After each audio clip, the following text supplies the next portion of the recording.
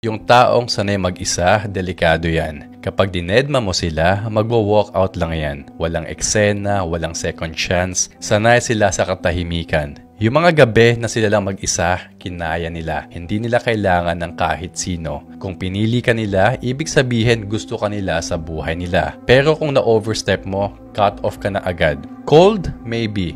Pero ang totoo, may boundaries sila.